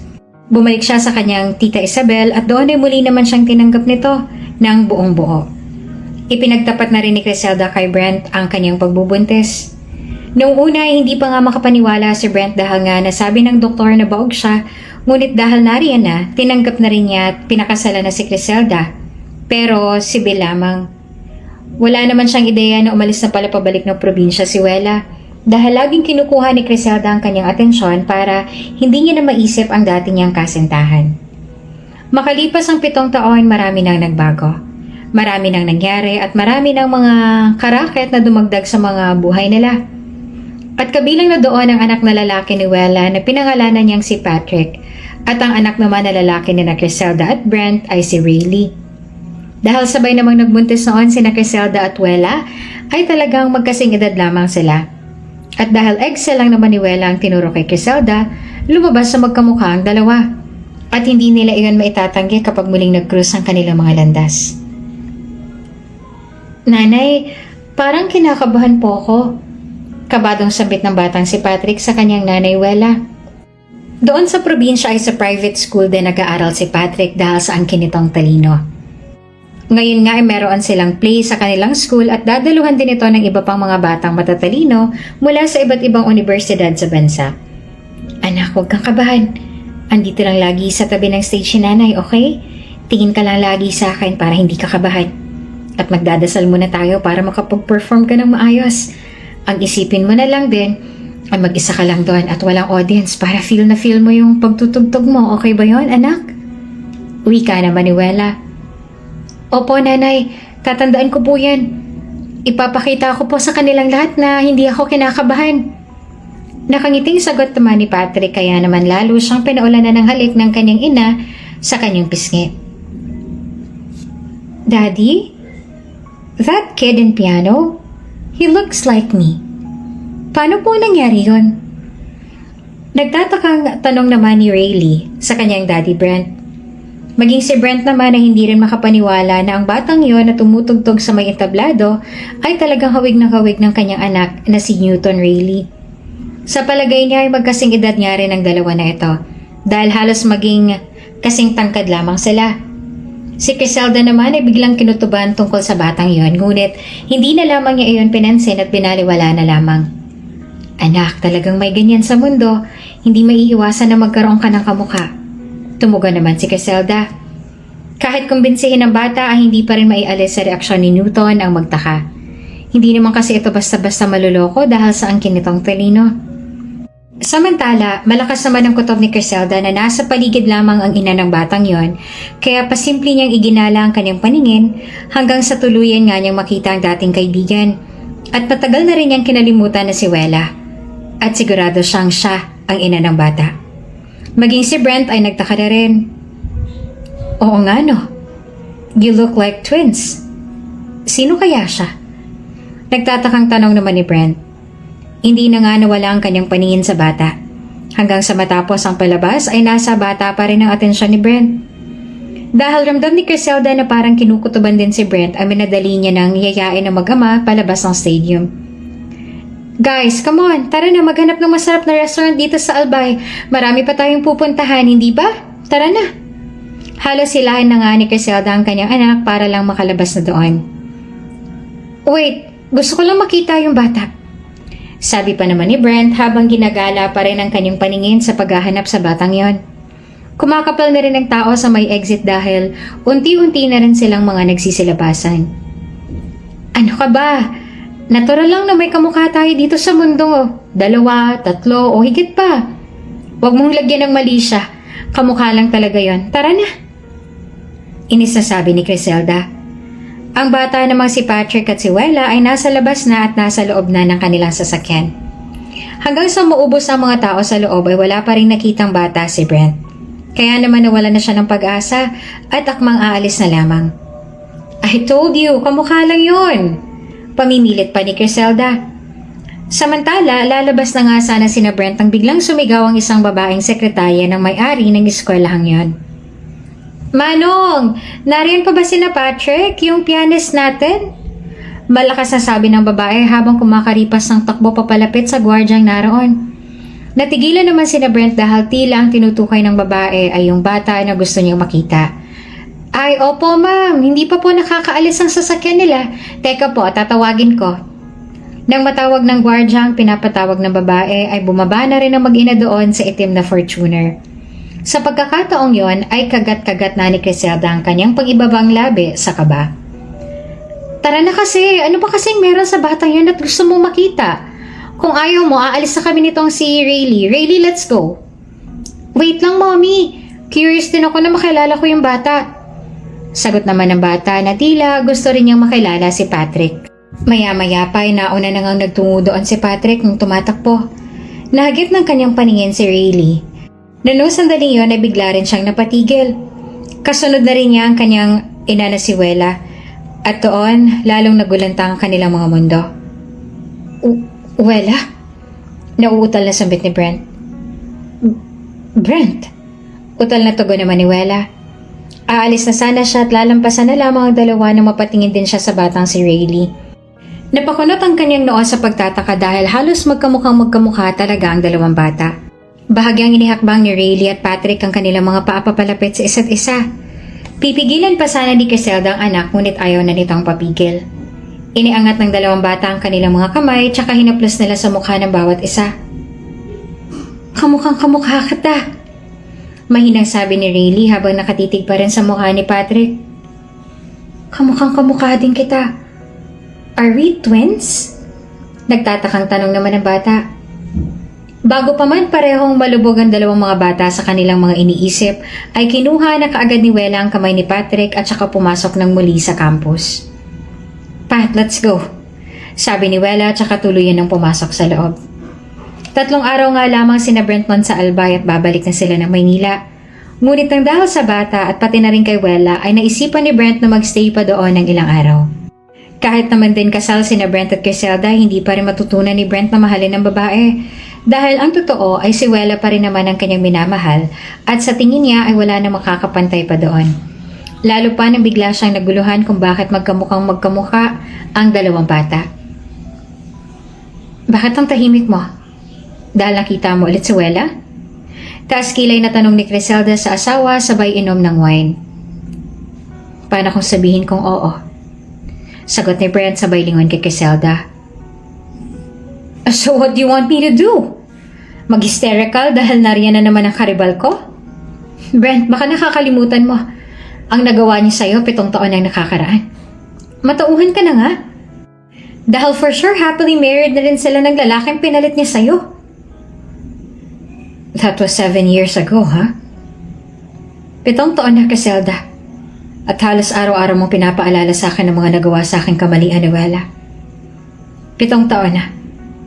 Pero parang ikaw tong hindi pa nakaka-move on.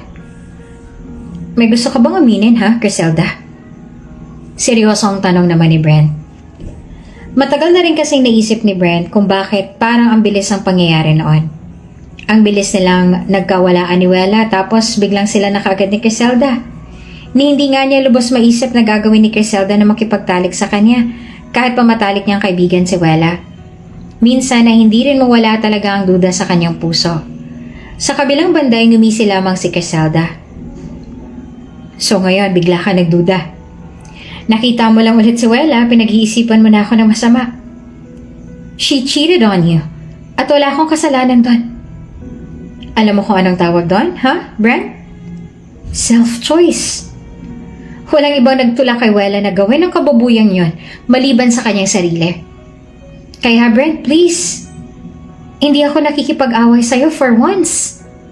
Just for once. Ituring mo naman akong asawa mo.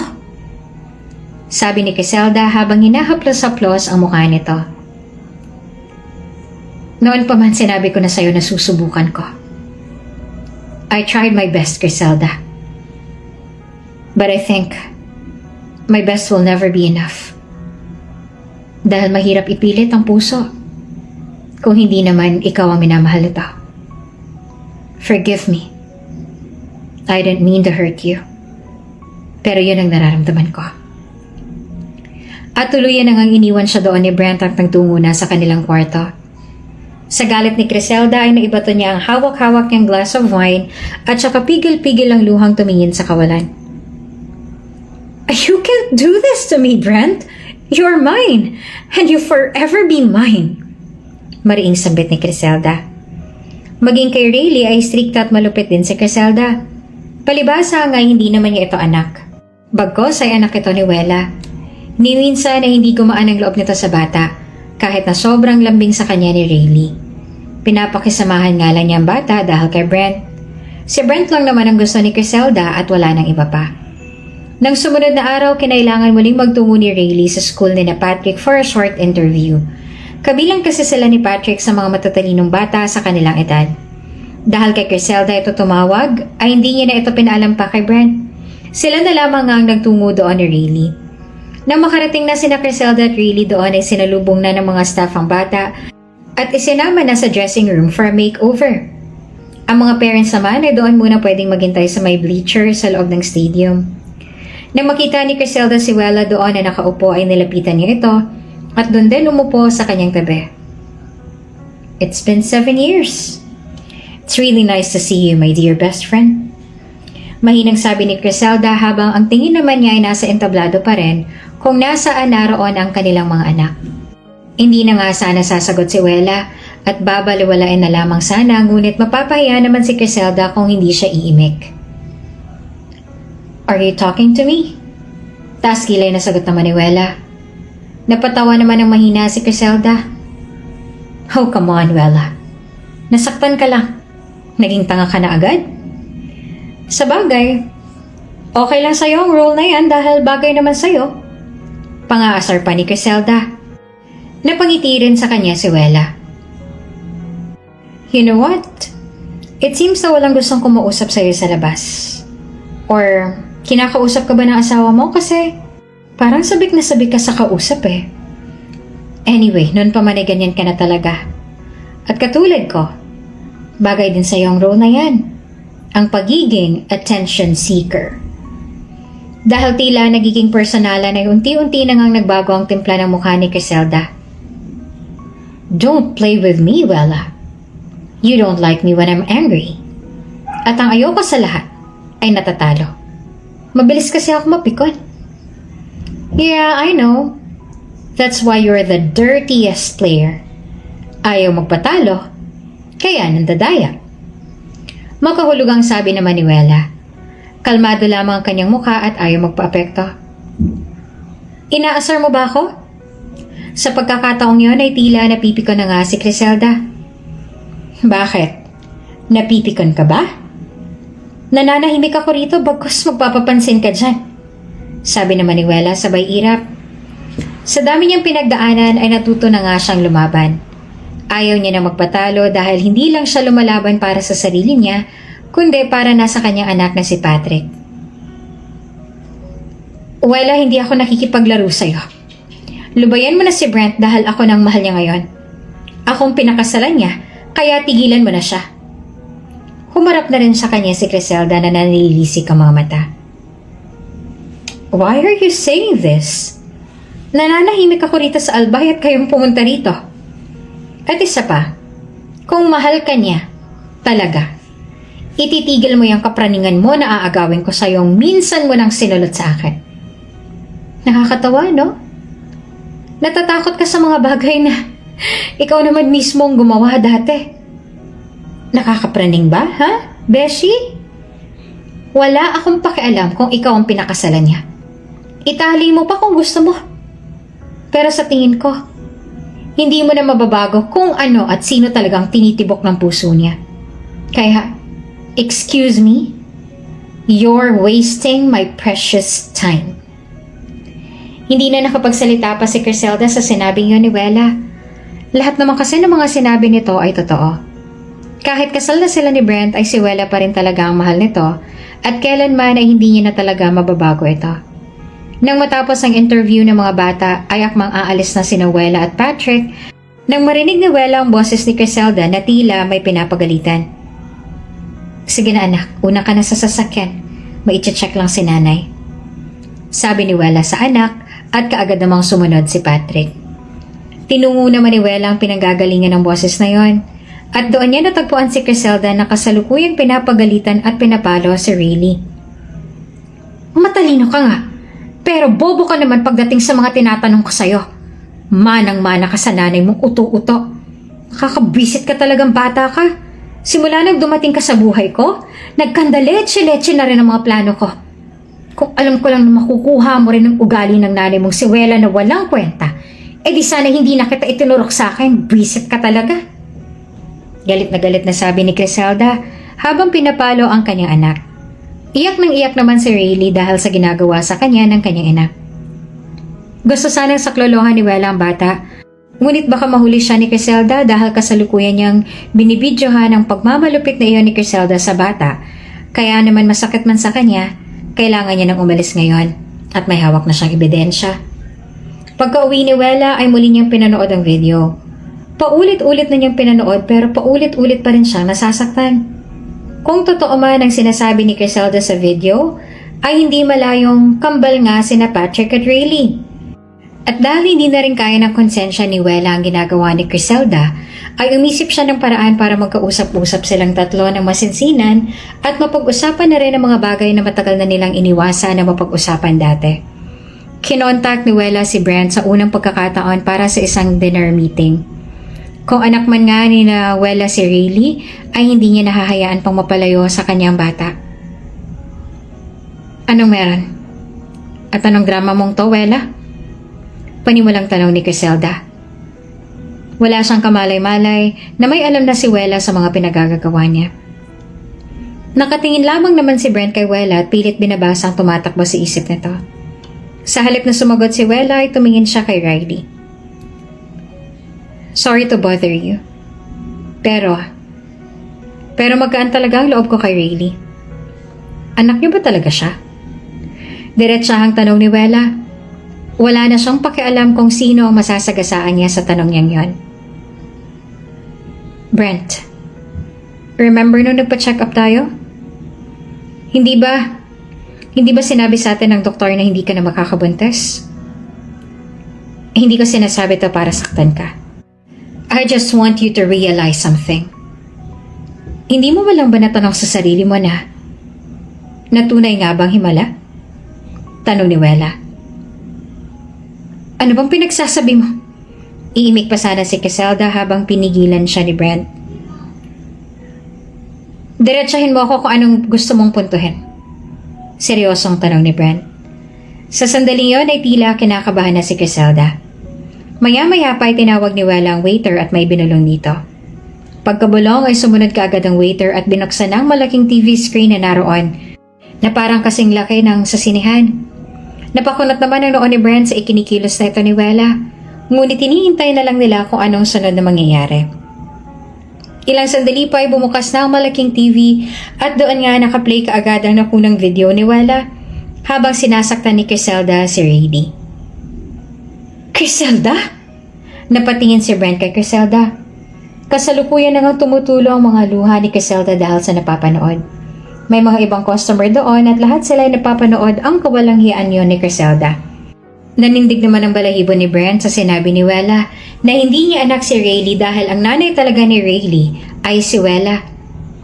Sa sandaling yon, nang tumigil na ang kanilang pinapanood ay muli silang nagkatingin ng tatlo. Brent, kung talagang mahimala, gusto kong magpa-DNA test kayo ni Rayleigh. Criselda, napakasama mo. Wala ka na maililihim pa. Naluluhang sabi ni Wella sa mariing tono. Hindi naman makapaniwala si Brent. Criselda, umamin ka nga. Totoo bang mga sinabi nito? Siyempre hindi totoo. Yung totoo. Pasigaw na sabi ni Brent. Napatingin na nga ang iba sa kanila ngunit wala nang pakialam si Brent. Ang gusto niya ngayon ay malaman mismo ang totoo mula sa bibig mismo ni Criselda.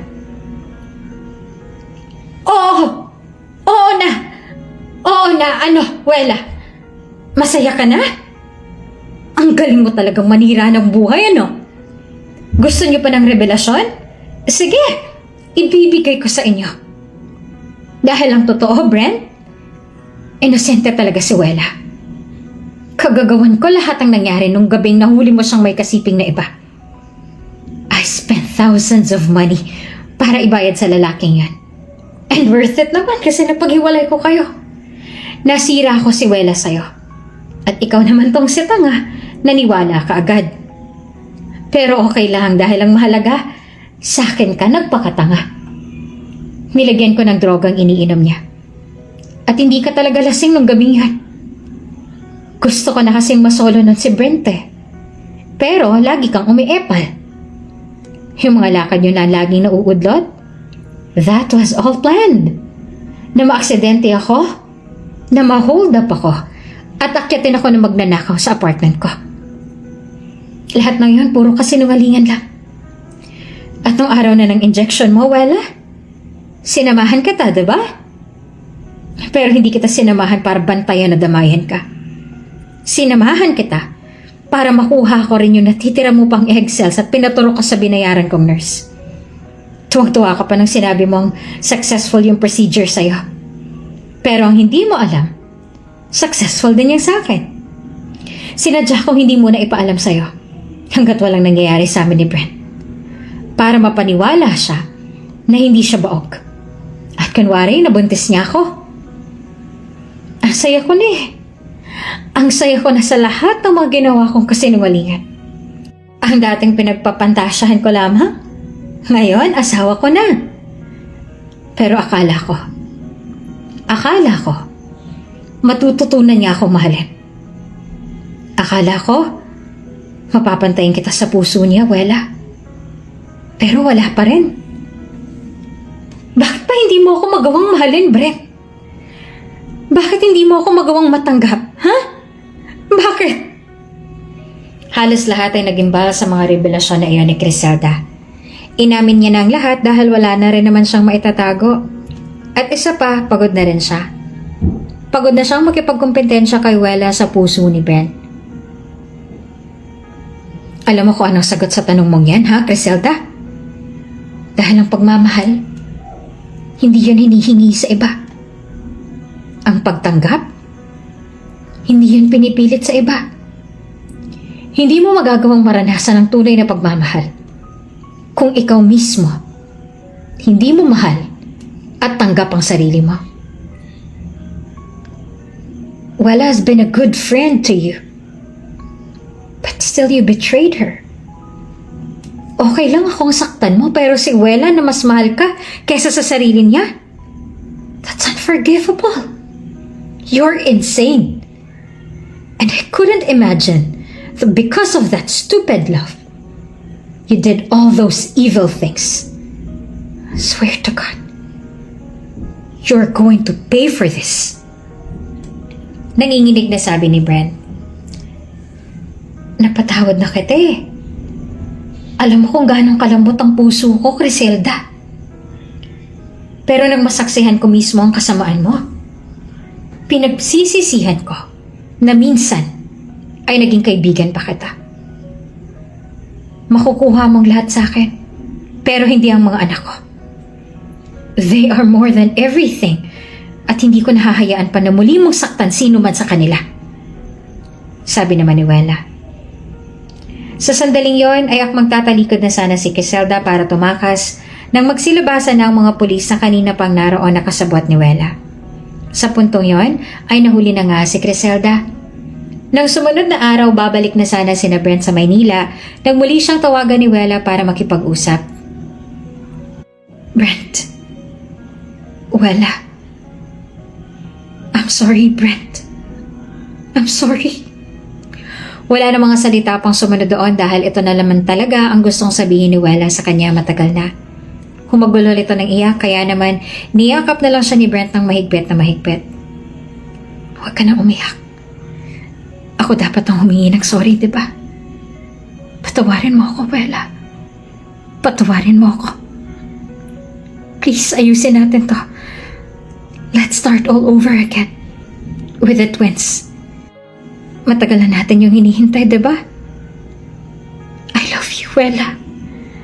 At kailanman, ay hindi ka nawala sa isip ko.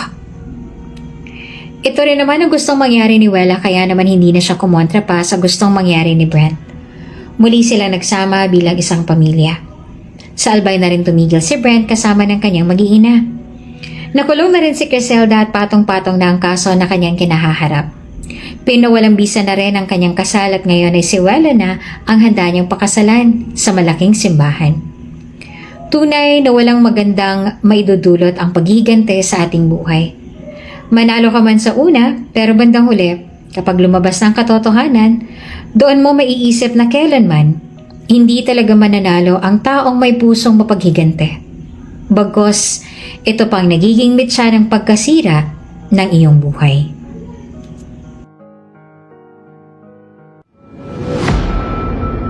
Kung bago ka pa lang sa channel na ito, Ate Jane TV, huwag kalimutang pindutin ang notification bell and subscribe button. Sana po hindi naman malaking abala sa inyo ang pagpindot ng subscribe button dahil ang kapalit po nito ay ang pagsuporta para makapag-produce ng mga libreng stories sa mga channels ni Ate Jane. Maraming salamat! Daddy? That kid in piano? He looks like